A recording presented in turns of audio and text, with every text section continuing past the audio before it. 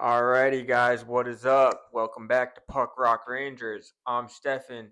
This is Palmer, and we got a good bit to talk about, so let's get into it.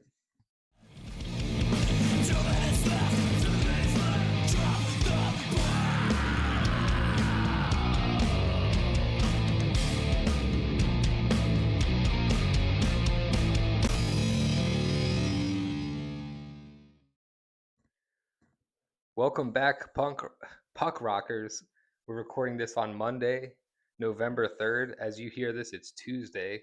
The Rangers will be heading back home for a matchup with divisional rivals Carolina Hurricanes. New York wrapped up a 4-game road trip going 3-1, including 2 big OT wins. Needed. Yes, these games featured heroics from the captain, contributions from up and down the lineup. We're going to get into all this.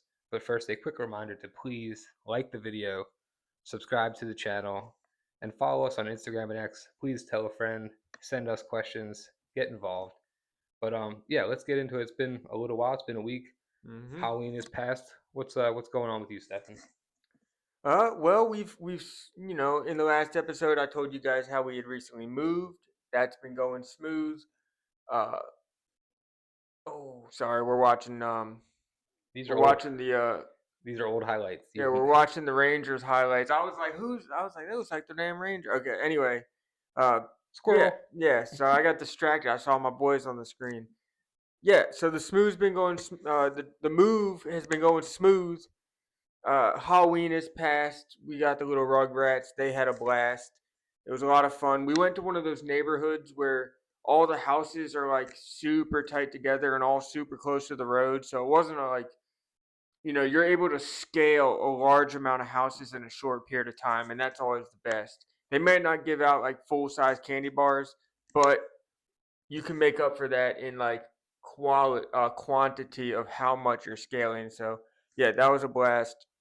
Home life's doing good. Still got some free time. It's been a lot of fun. Works good. Yada yada yada. Everything's good. What about you? Business as usual.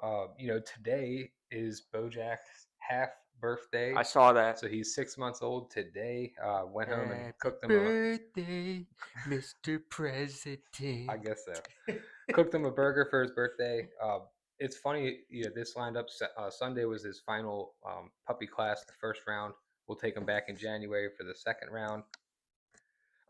Halloween came and went. It was largely uneventful. I basically ate some Chinese food and watched Ginger Snaps.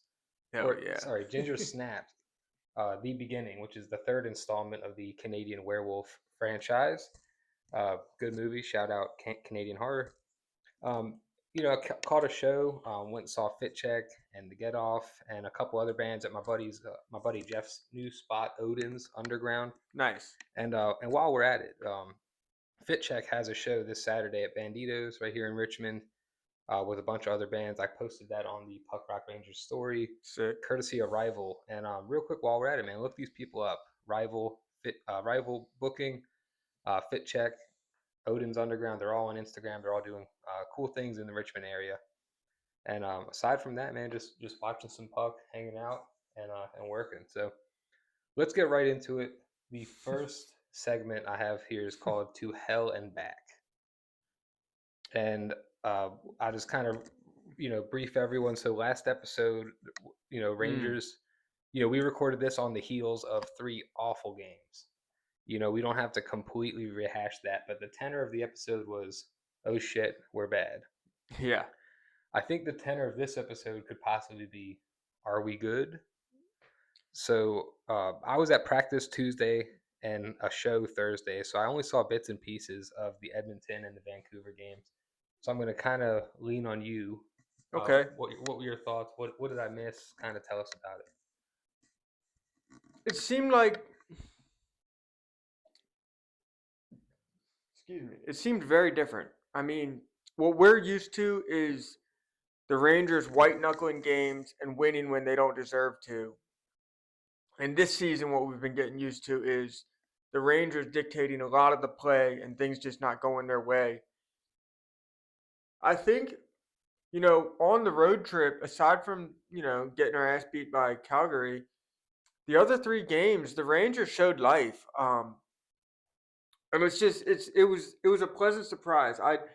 There was long stretches of the game where the Rangers were clearly the dominant team, and of course, the momentum swings back and forth. But when the momentum would swing against the Rangers, they seemed to be able to show a little bit of resilience and kind of like snap back into it and take the game back. So it definitely started with the Vancouver game. I think that game was a little more back and forth. It was a little bit of a closer game. But then we go against Edmonton and we completely that defensive structure that we saw early on. We had that, but we also were able to produce some goals at the same time. So And real quick, to speak on Edmonton, that's twice this season that the Rangers have really shut down their stars. yeah, The first win, or the first time Edmonton beat us, it was very much a depth win, and it was a hard fought game that could have went either way. And this one, I thought from what I saw, I actually caught a little bit at the end of the third and all of overtime, and it looked like the Rangers were dictating, they which is were a what I'm lot. not used to seeing. Like I said, it was a defensive game, and the Rangers just made sure not to break down defensively. And then when they got their offensive chances, they stepped away from the home for a little bit. Now, that's just kind of how the first two games went. And then we have Seattle, and that was making me nervous because that was like the Rangers were dictating almost the entire game, but yet here we go and the score is tied 2-2. So I mean, hockey is funky, but that game out of the entire road trip, that game against Seattle was like the deserve to win a meter was going basically off the charts. It's funny, almost in reverse order of each other. You had bad, badder, and worse. Was and I know I'm gonna mess this up because it's been a week ago. But what Minnesota? What were the three losses? Oh, Minnesota, the Sharks, and Calgary. Yeah, That was a bad loss, a really bad loss, and a just outright shitty loss. yeah. And then these games, it was like that. The Uh, Vancouver win was encouraging. The Then it was Edmonton it was an win, okay win, a good win, and a great win. yeah, the Edmonton win. Look, an overtime win against those guys to shut down their stars and win in overtime like they did. It was, JT Miller had at this point, his signature moment as our captain. Yeah, he had his captain moment. He kind of had his thing going, and then to follow it up the next game, him and Cuylle in overtime, in another hard fought game. But yeah, so you would think things are looking up. You know, at their worst, I was listening to another show earlier, and I like the way they put it. At their worst, the Rangers are looking at two awful games this season, and then a mixture of other games that could have went the either other way, and then some good games. Yeah, So, look, Stefan and I are fans. We've reserved the right to come on this show and bash the team when they're bad, and pump their tires when they're good. And you know, based off the first, 10 games this season from last episode, there was a lot to criticize. yeah. They've Hmm. turned it around. So I think a big telltale will be if they can get it going when they come back home tonight, as you're listening to it, Tuesday against Carolina. Yeah, it reminds me a lot about me being in school growing up and me just being a C average student and you know your parents get on your ass and they're like, "We know you're capable of more. We know you're better than this." That's how I feel about the Rangers. Like when they have stinkers like that, it's like we've seen it. We know you're better than this. Why are you settling for mediocrity? So that's just kind of what it reminds me of. But It makes me think of my six month old puppy at training yeah, on Sunday, where the guy's working with us, and he's like, "Oh, he knows what to do. He's just blowing us off." he has selective hearing. Oh, he's sulking. Does Bojack have selective hearing? Like, Oh, hey, Bojack, he just keeps doing what he's doing. He's like, oh, screw those guys. yeah. He's shaping up to be a good pup, but obviously Yeah, has his challenges. yeah, for Anyone sure. who's ever had a GSP, this is our first this is our first time with the GSP. That's a lot of dog. Very playful. Another note I wanted to, Mika's been pretty good. I think we should give him some flowers. Yeah, We've been very Mika's critical. looked He's good. been pretty good. Sam Carrick continues to really be a great fourth line center for this team. Scored the empty netter. Yeah. Had a big night in Vancouver really because he had a goal and a fight, knocked Connor Garland out the game. Yeah. He's really looked good, and even in the games he's not scoring, that fourth line is buzzing. Unfortunately Rempe's out, and we'll touch on that a little bit later. But the fourth line hasn't really missed a beat, man. They've looked good. Hey, Taylor Radish potted another one, and he remains the New York, leading goal, the yes. Taylor Radish Gretzky. So this is the second episode of Taylor Radish's reign. Yeah, Rangers. he's just racking them up, like the unexpected hero. But a hero's a hero, so I'll take it. All the what it is, all the shit that I've talked in the past is just coming back to bite me on the ass. I'm not allowed to just talk shit and then that person just absolutely sucked. They have to like prove me wrong. They have to humble me a little bit. So I'm here for it. Taylor Radish has looked really good. And then I wanted to talk about the Seattle game. I did watch that one pretty much in its entirety. A lot of times I'm eating kind of during dinner or doing other things, but scoring and defense were huge improvements. Will Cuylle gets off the schneid. He did the game before too because he had that sick dish. Awesome goal by Noah Laba. Oh, that was beautiful. That was a beautiful, man. That was one of those goals where you just don't give up on the puck. No, and he just got it in. I've been noticing a trend this season. It's like the goals that the goals that the Rangers have scored have been hard-working goals. It's never just an easy goal. And in past seasons, it's like you get a lot of easy goals. Maybe the goalie should have had it, but like this season, it hasn't been a lot of that. And I've noticed it's like every time that like we're dictating play and we're like grinding it out on the boards, I get a little glimmer of hope, and I'm like, oh, there's a chance that like we're gonna turn this into a goal because that's just the way it's been trending so far.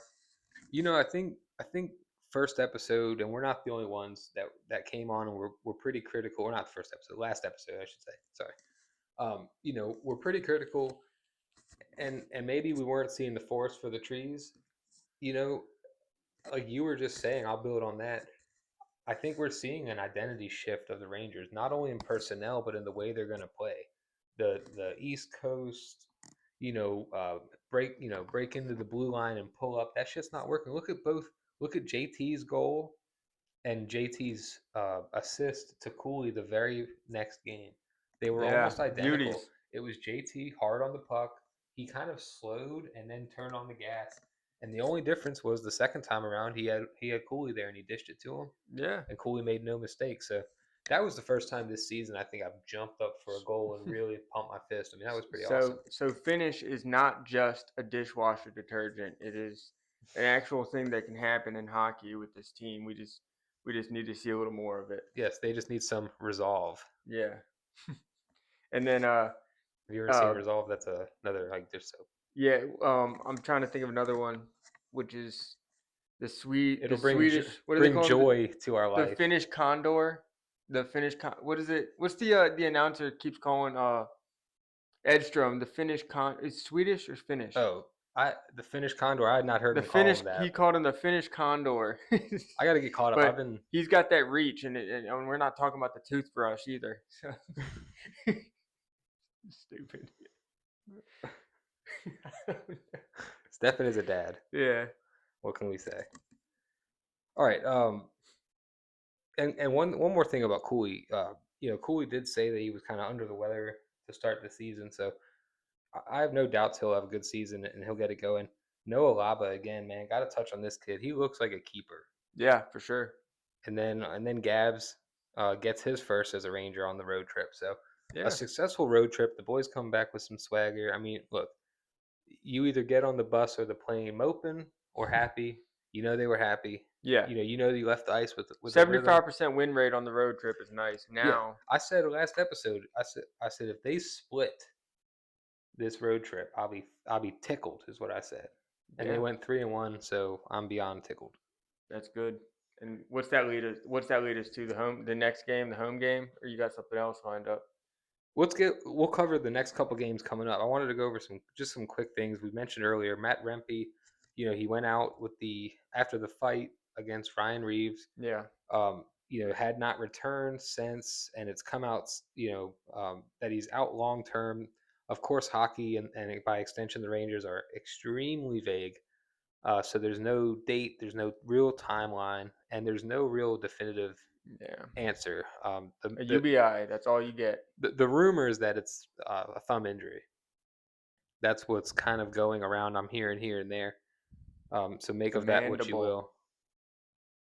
Broken mandible. Hopefully not, but that's what's going around. On a brighter side, Vinny Trocheck is expected back soon. Per Mike Sullivan, I watched that. I watched some of the interview today. I didn't catch the whole thing, but I didn't watch it. Right off the hop, first question was about Vince because Vince was skating in New York while the team was on the road. What? No contact? Well, no, the team was on the road. He was just back in New York, but he was actually skating. Where before that, he wasn't skating. There wasn't any updates. Just to he's skating in the hockey world is big. I mean, if you think about a guy who's out with an injury in the vagueness of hockey, and he's not skating, but it's not come out that it's a lower body injury, upper body not skating. So who knows? There's a lot of speculation there, but he's back. Sullivan was reluctant to say when exactly, but he's back practicing with the team and looking good. So good. That is good news. Yeah, we need Trocheck back. What's going to happen with Laba then? Does he get bumped down to third line center, or do we just slot Trocheck into third line center and bring him back up into the power play? I don't know. I'd probably side with the veteran who's got a lot of NHL experience. What if the boys are gelling? Are you gonna want to risk messing that up?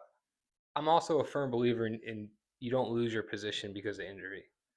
Yeah.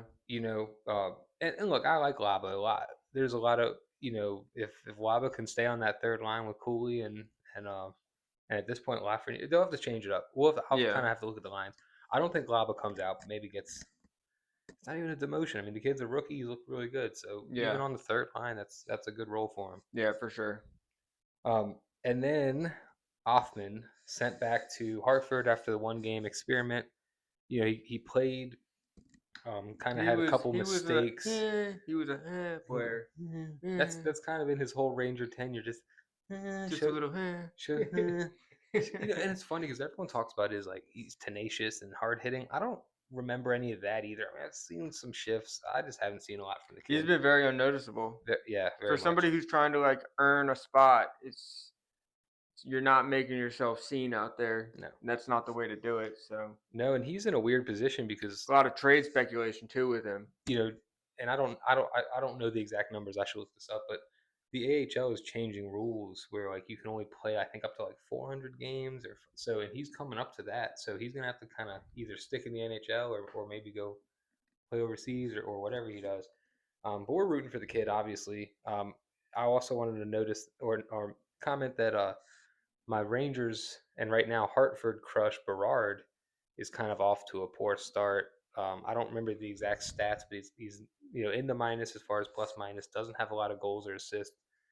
Pretty poor start. Hopefully he can turn it around because in my opinion that's a guy I'd like to see get caught up and play 50, 60 games. Yeah. Hopefully we can turn it around. Any other Rangers news and notes you can think of? These are just kind of my bullet notes. No, just keep going with the notes. I'm enjoying it. I'm enjoying what you got so far. All right, well, we'll go over the next couple games. So the next 4 games, until you hear back from us. As we stated, as you're listening to this on Tuesday, they'll play home against Carolina. I'll just kind of rattle the games off and we'll get into our thoughts.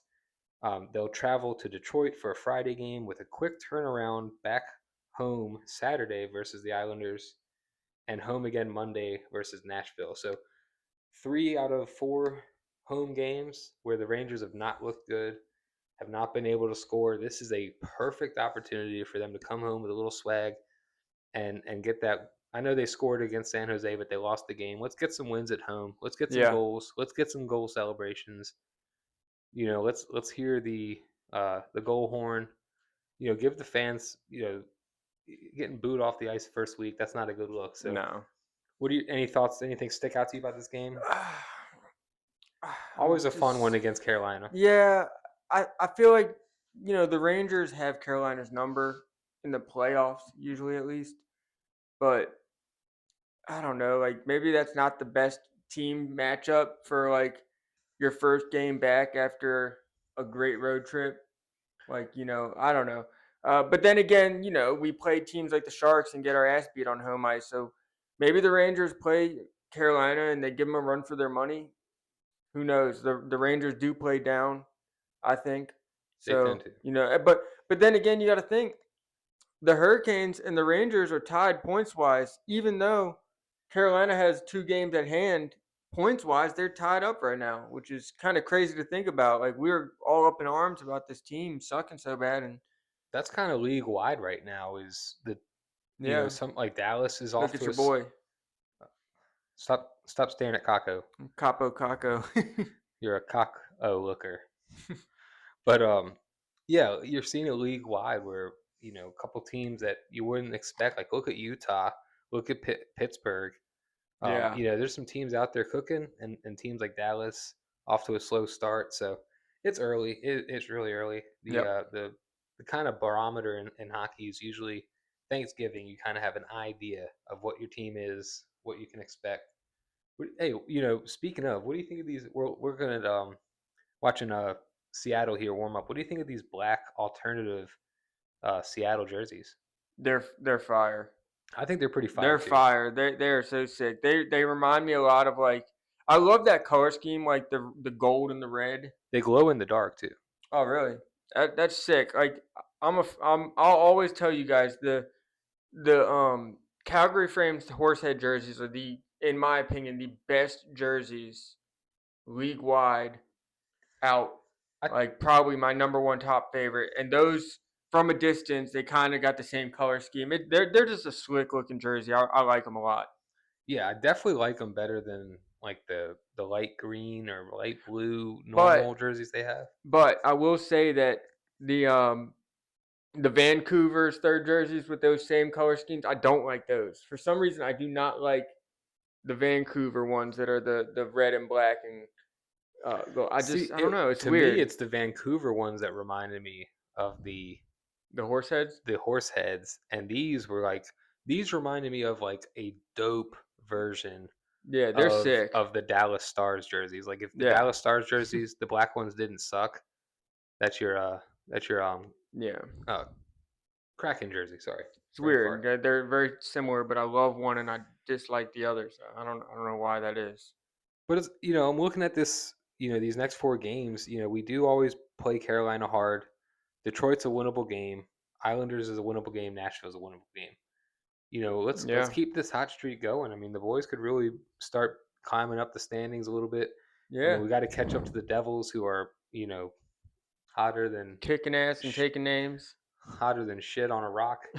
Yeah. I do want to mention too uh when's the last time we got to watch our boys win 3 in a row?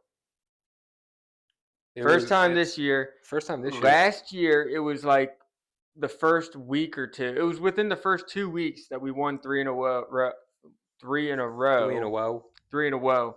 Yeah, no. Whoa. Last season, after the first 2 weeks was up, they weren't able to accomplish that again.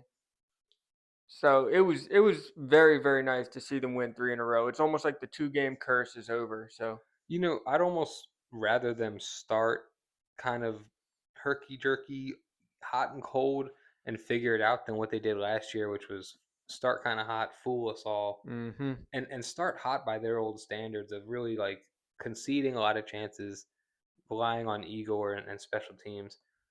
So this year they have to kind of well, play they're a different definitely way. not relying on special No, I teams mean it's this like year. I think they're at 12% over They're their third to last. worst in the Awful, league. awful, awful. Third to last place for power play. But it'll be cool watching against the Islanders. I'm excited to see the rookie Matthew Schaefer. Oh yeah, he's lighting it up too. Yeah, What, he four is, goals already? and it'll be another example for Lafreniere to kind of see what a first Mm. round overall pick could be. So Rangers fans will salivate. And speaking of Lafreniere, right? Speaking of Lafreniere, Yeah, I already know what you're about to bring up next. what am I? Bring it up because maybe I won't. Well, didn't we have a question? We do have a question. Okay, yeah. So let's get into that. We posted a story earlier and got a question. A lot of you guys if you're aware of this show, I'm sure you're aware of her online. But that NY Rangers girl on Instagram, she has a podcast and does a lot of Ranger stuff on TikTok and Yep. Instagram. So check her out. She asked, "What is an ideal trade for Laffy?" And I'm going to let you answer first, and then I'm going to stumble through my answer. All right. So at this point, I've said it before in the show.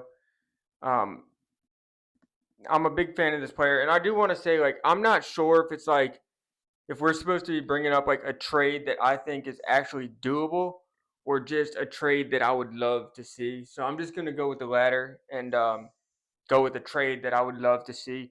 If we could get a Brandon Hagel, if we could get a Brandon Hagel for Alexi Lafreniere, I would be very happy with that. I love his style of play. He's kind of like a gritty, hard nosed type player. Um, I've always been kind of a Hagel fan, and you know, at least you get what you're expecting out of him. You know, with Lafreniere, it's like our expectations have been set so high for him that anything less, and we're ready to run him out of town. So like I would that's my answer. If we get a Brandon Hagel for him, I would be very happy. To build on that, I would say a Brendan Hagel type would be Of course. more more realistic. And honestly, you head to head would never happen. You'd really have No. to. Lafreniere would be a piece going to Tampa Bay for Hagel. It might be like Lafreniere and a prospect because you So, got to think Brandon Hagel. He's like an average 50 points a season scorer. Like that's well, about what he I think gets. It's he's. 50 a season. I think he's. I don't follow his stats, but I think he's better than that. I'm telling you, I mean, he I had cracks. to look it up a little bit to see, but yeah, they said on average he's right around 50 points a season. So But he's by far the better overall. I mean, he cracked the. Yeah, he was on the Four Nations roster. I mean, Lafreniere was not even a thought. no, but And Lafreniere could have been a thought if he had pulled his head from his anus. so, all right, so I'm going to get into my answer. I came up with kind of like a fantasy answer like Stefan, which I don't think would happen, but I would love to get Buchnevich back from St. Louis. So Yeah, if there was ever a way that we could just Buchnevich and Lafreniere in a pick or something like that, I think realistically the problem, and I appreciate that NY Rangers girl asking us the question. yeah.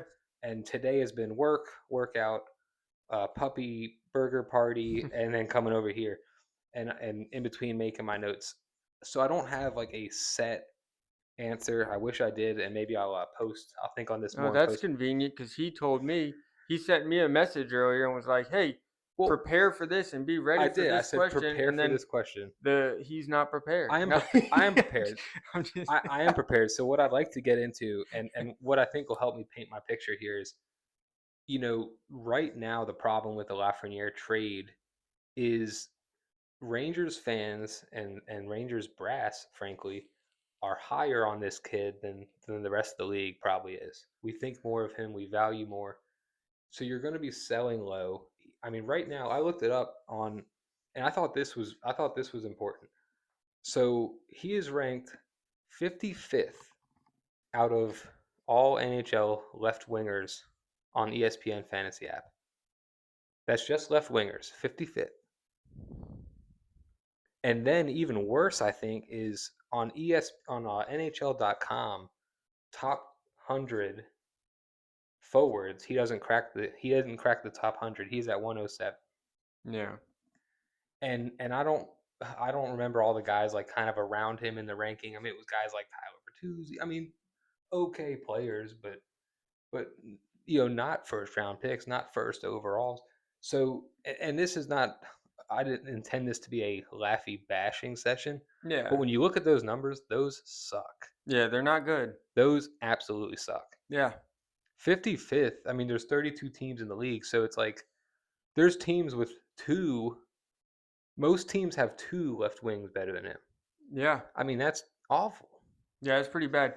But I I would stay a little hopeful on getting more of a return because look at what we got for Keandre Miller. Like we would have traded him for Upside. a ham sandwich, and we got a first round pick and Scott Morrow. We got a good haul for Keandre Miller, and we saw him as being a useless player, like a terrible player. Other teams look at these players, and sometimes they do just need a change of scenery. Like look at Kako. Kako's been lighting it up, doing really, not lighting it up, but he's been playing very well in Seattle. Miller, he's only, we only got a small sample size in Carolina, but in the small sample size we have, he's played very well with them. Who's to say that Lafreniere couldn't go somewhere for a one-on-one with a decent winger and him go over there and them actually get what they wanted out of him and we get what we want as well? It's possible. It's a fair point. Yeah. The team that takes Lafreniere, if they're giving us anything for him, they would have to be willing to, or they would have to believe in the upside. Yeah. And it reminds me of my fantasy football team. Plenty of upside, not a lot of results. And that doesn't really bode well for trade. People want, everyone wants to win a trade. And right now, by taking Lafreniere, you're rolling the dice. Yeah. So I appreciate the question. I hope that answers it. That was a good question. And and keep sending questions. We'll keep posting. Any interaction helps the show quite a bit. So we definitely appreciate that. We're gonna probably wrap things up. I wanted to do the weekly game stick, and we can each award a player the game stick. All right. So just for the week, I guess we had 4 games to go over. Who stood out to you? Do you have a game stick, or you want me to go first? No Laba. I'm gonna pick no Laba as where's the game stick at? We're gonna get the game stick. Yes, we got the game stick. So this right here, Ukrainian game stick. Support Ukraine. Right now, I'm awarding this to Noah Laba. He's been great for us. He's done some good things. He's gotten on the board. He's been very responsible defensively. So to you, Noah Laba, I'd like to award this. And who are you going to give it to? I thought quite a bit about this and actually changed my answer while I was making my notes. So I'll go with an honorable mention, Will Cuylle, and I really wanted to give it to him, but I think there will be more opportunities down the road. Oh yeah. My game stick this week goes to Syrup Sam Carrick. Hell yeah. That dude, for a fourth liner, for what we expect and paying. This is our second year with him. He's been awesome. His syrup is great. I just want to know, what was Edmonton thinking getting rid of him? It's a lot of teams. He's been a jerk. He's great for us. He's been a suitcase, but he's been really good for us. Look, sometimes guys find their role and find their stride, and I'm not mad at it. No, he's been a hell of a pickup. And when I heard the news that we got him, I was like, Sam who? I was like, who the hell is this? But sure enough, night in and night out, sometimes he's our best player. And for a fourth liner, that's a lot. So he's well deserving of the game stick in my book. Nice. Yeah. So that's all I got.